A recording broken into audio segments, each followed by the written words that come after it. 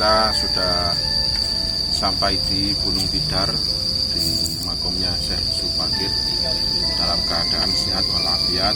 Dan seperti yang kita lihat, ini adalah rute menuju ke makam Syekh Subakir. Beliau adalah salah satu dari para walinya Allah yang ditugaskan mendapatkan mandat dari Kesultanan Turki untuk menumbali tanah Jawa ini.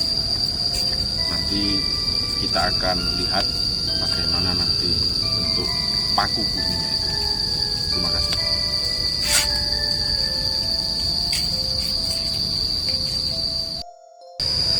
Ya, jadi kalau teman-teman semuanya pas mau ke Gunung Tidar melihat petilasan dari Syekh Subakir, kemudian Kiai Sepanjang, kemudian petilasan dari Mbah Ismail Jati, dan juga nanti paku buminya juga.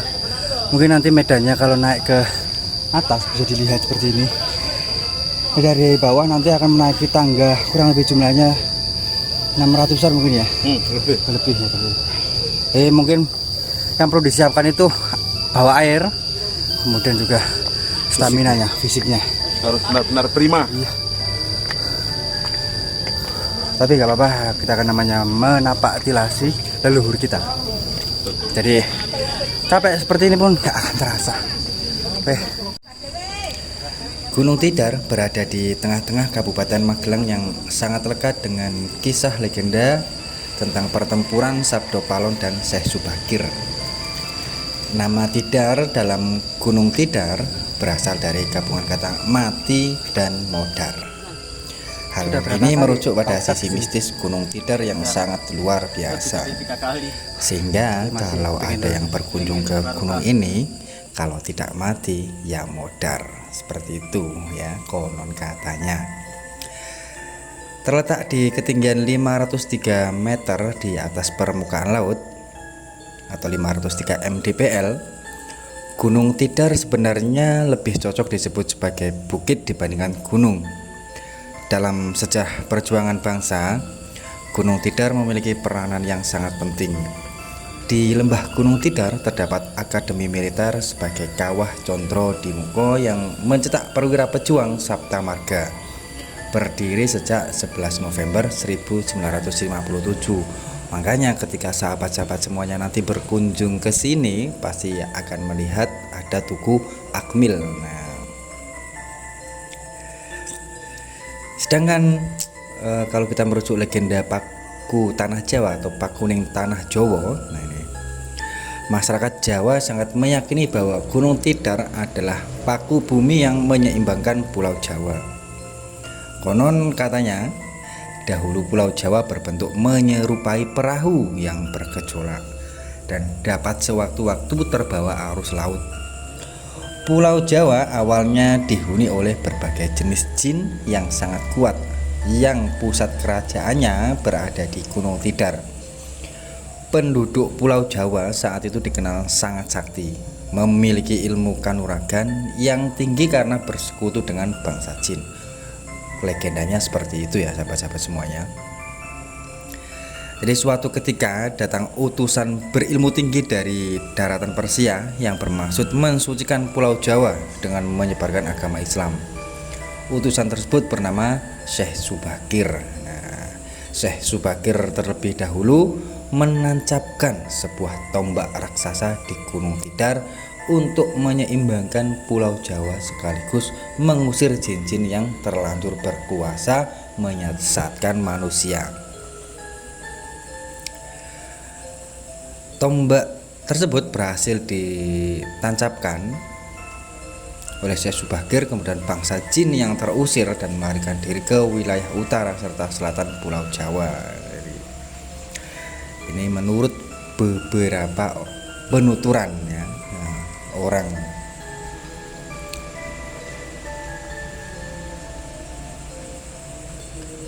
Jadi bukan sekedar kawasan wisata biasa ya, Bukit Tidar ini atau Gunung Tidar ini memiliki area pemakaman yang selalu ramai oleh peziarah yang ingin mengirimkan doa-doa kepada para alim ulama yang dimakamkan.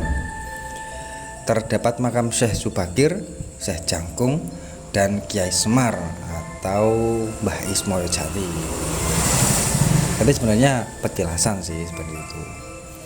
Terdapat juga makam Kiai Sepanjang atau tombak yang digunakan oleh Syekh Subakir untuk menaklukkan Pulau Jawa. Jadi konon katanya dari apa yang saya peroleh, yang saya dengar dan saya baca seperti itu.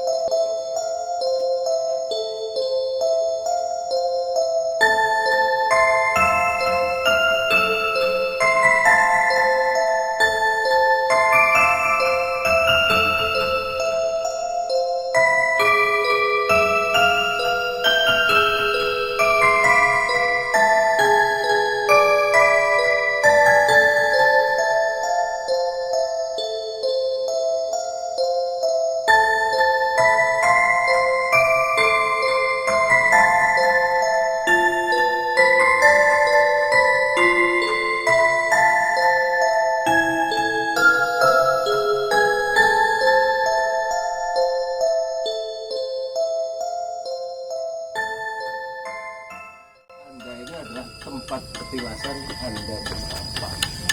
Disitulah orang tua wajib untuk diberikan satu rasa hormat karena orang tua itu barokahnya banyak. Itu kan filosofi Anda ini. Jadi yang itu di seluruh tanah Jawa hanya petilasan saja. Tapi meskipun petilasan karena petilasan utusan Tuhan Sang Pencipta, itu insya Allah manfaat atas. Tapi ini kerja simpen. Nah, Ini kerja simpen. wah, aneh sampean kok takon kerise yang wis moyo nggih mboten bener. Niku wong lek gawe wae 2006. Jadi itu belum simbol.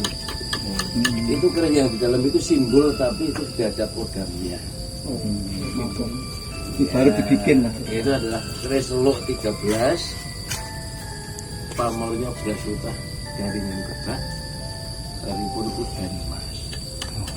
Jadi wong Jawa niku urip ning tanah Jawa, insya Allah ora kekurangan sandang pangan tur ayem atuke.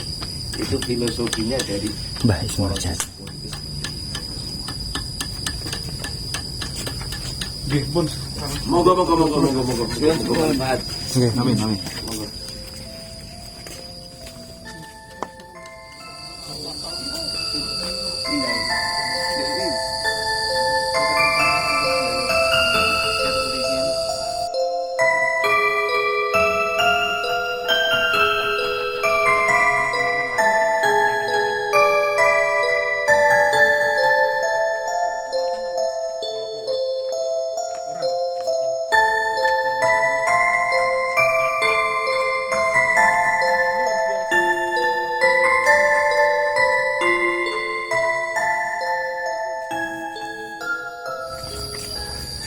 Alhamdulillah ya.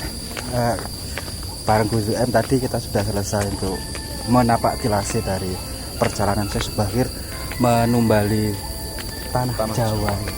Menumbali bahasanya seperti itu ya. Menumbali tanah Jawa. Nah, ya, kalau bahasa secara Islam mungkin meruqyah. Ruqyah.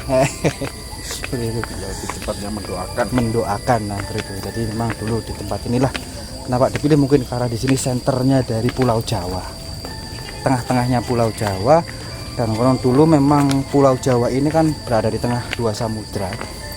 Jadi memang tanah Jawa ini adalah tanah yang sangat subur, tapi dulu konon katanya kan memang tanah Jawa ini labil karena berada di tengah-tengah samudra. Dua samudra, diambil dua samudra seperti itu. Di akhirnya ya itu tadi. Dan didoakanlah sama Syekh Subakir, Namanya doa bil isyarah. doa Kalau bil dalam Islam. Islamnya. Dan itu juga pernah dilakukan oleh Rasulullah. Doa isyarah itu bukan nggak ada dalilnya, tapi itu pernah dilakukan oleh Rasulullah ketika sholat istisqa.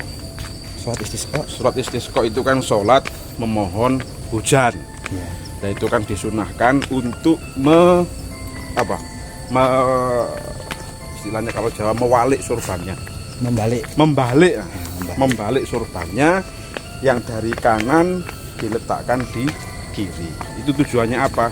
Semoga Allah itu membalik keadaan yang semula itu gersang, kemudian semoga Allah menghujaninya.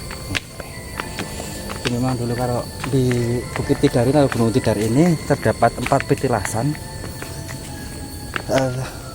Petilasan dari Syekh Subakir sendiri, kemudian Kiai Sepanjang, kemudian Mbah Ismoyo Jati, kemudian petilasan dari Raden Purboyo. Nah, seperti itu. Kalau Syekh Subakir sendiri itu kan berasal dulunya memang utusan dari Turki dan beliaunya berasal dari Persia atau sekarang Iran. Nah, seperti itu. Dan dulu manifestasinya untuk yang digunakan untuk menumbali ini adalah batu. Ya. Karena konon katanya batu itu ya mengandung uranium. Nah, seperti itu. Nggih. Sampun. Tembung dinas. Lagi ngomong.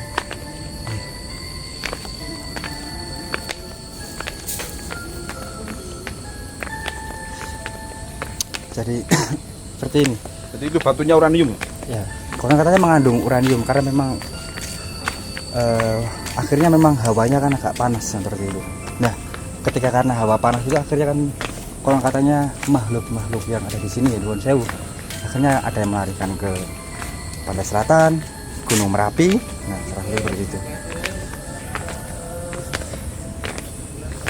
Jadi memang luar biasa sekali Syekh Subakir ini dalam misinya untuk menumbali tanah Jawa seperti itu. Ada Subang ya Mas ya? Enggak, beda. Oh, jadi Mas. Ya. Jadi dulu memang konon katanya ada yang mengatakan untuk adu kesaktian juga, nah seperti itu. Kemudian adu kesaktian dengan siapa? Sabdo Palon. Nah, atau Mbah Ismoyo Jati tadi itu Mbah Semar ya begitu. Tapi kalau nama aslinya itu kan katanya ada dari beberapa sumber yang saya baca ya. Nah, seperti itu. Tapi karena saya mungkin ya namanya sebuah sejarah, berbagai sumber sejarah, akhirnya ya kita hanya bisa menikmati. Tapi setidaknya esensinya, nah kita tidak melupakannya. Bahwasanya dulu untuk menyebarkan agama Islam di tanah Jawa ini memang perjuangannya luar biasa sekali. Karena memang tanah Jawa sendiri dikenal karena keangkerannya juga.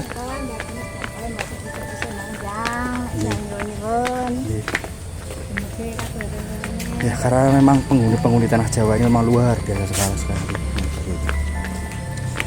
Karena memang orang-orang Jawa sendiri sampai hari ini kan memang terkenal juga dengan hal seperti itu. Ya, spiritualnya tinggi. Dan kalau makam Kiai Sepanjang itu memang makam, ada yang dikuburkan. Nah, gitu. Ada yang dikuburkan. Tapi yang dikuburkan itu bukan orang, Tapi tombak. pusakanya. Pusakanya dari Syekh Subakir. Seperti itu. Dan kemudian ujung tombaknya itu memang mengandung uranium. Ujung tombaknya. Iya. Dan kalau di Mbah Ismoyo Jati tadi, itu kan katanya juga yang tidak nampak mata atau kasat mata itu dijaga oleh dua naga. Makanya tadi ada simbolnya. Terus kita tadi juga mendengar sedikit dari yang menjaga tempatnya, penjelasan dari Mbak Ismaujati tadi ya. Iya. Jadi semoga kita dapat mengambil hikmahnya